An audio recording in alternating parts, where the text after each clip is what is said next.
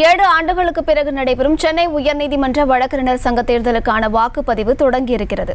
இதுகுறித்தான மேலும் விவரங்களை கொடுப்பதற்காக செய்தியாளர் மதியழகன் இணைப்பில் இருக்கிறாரிடம் பேசலாம். மதியழகன், விவரங்கள். சென்னை உயர்நீதிமன்றத்தில் 100 ஆண்டுகளுக்கு மேல் பழமையான வழக்கறிஞர் சங்கமாக சென்னை உயர்நீதிமன்ற வழக்கறிஞர் சங்கத்திற்கு 2 ஆண்டுகளுக்கு ஒரு முறை தேர்தல் நடத்தப்பட்டு வந்தது. கடைசியாக கடந்த 2016ஆம் ஆண்டு நவம்பர் மாதம் தேர்தல் நடைபெற்ற நிலையில் அப்பொழுது தேர்ந்தெடுக்கப்பட்ட நிர்வாகிகளின் பதவிக்காலம் 2018ஆம் ஆண்டே முடிவடைந்தது.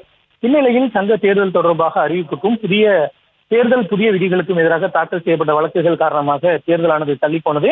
வழக்கை விசாரித்த உயர்நீதிமன்றம் தேர்தல் நடத்த மூத்த வழக்கறிஞர் கபீரை தேர்தல் அதிகாரியாக நியமித்து உத்தரவிட்டது. அதன்படி கடந்த ஜனவரி 9ஆம் தேதி தேர்தலானது அறிவிக்கப்பட்டது.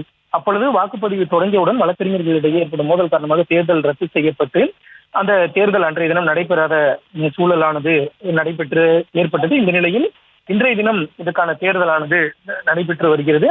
இன்று காலை 10 மணிக்கு தொடங்கிய வாக்குப்பதிவு மாலை 5 மணி வரை நடைபெறுகிறது. இந்த தேர்தலில் சுமார் 4752 வழக்கறிஞர்கள் வாக்களிக்க இருக்கிறார்கள்.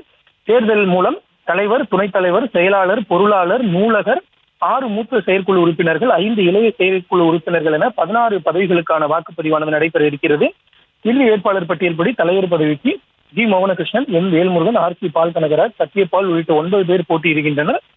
துணைத் தலைவர் பதவிக்கு 10 பேரும், பொருளாளர் பதவிக்கு 9 பேரும், நூலகர் பதவிக்கு 11 பேரும், மூத்த செயற்குழு உறுப்பினர் பதவிக்கு 42 பேரும், இளைய செயற்குழு உறுப்பினர் பதவிக்கு 35 பேரும் போட்டியிடுகின்றனர். இந்த வாக்குப்பதிவானது உயர்நீதிமன்ற வளாகத்திலேயே நடைபெற்று வருகிறது. இந்த வாக்குப்பதிவிற்காக மத்திய தொழிலக பாதுகாப்பு பணியில் ஈடுபடுத்தப்பட்டிருக்கிறார்கள்.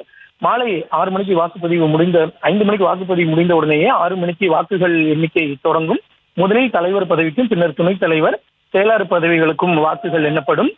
நாளைய தினம் மற்ற பதவிகளுக்கான வாக்கு எண்ணிக்கை நடைபெறும் என்றும் தெரிவிக்கப்பட்டு இருக்கிறது. இதில் வெற்றி பெறுபவர்கள் அடுத்த 2 ஆண்டுகளுக்கு சென்னை உயர்நீதிமன்ற வழக்கறிஞர்கள் சங்கத்திற்கான பதவியில் இருப்பார்கள். விவரங்களை வழங்கியமைக்கு நன்றி மதியழகன். செய்திகளை உடனுக்குடனும் துல்லியமாகவும் தெரிந்து கொள்ள சப்ஸ்கிரைப் பண்ணுங்க.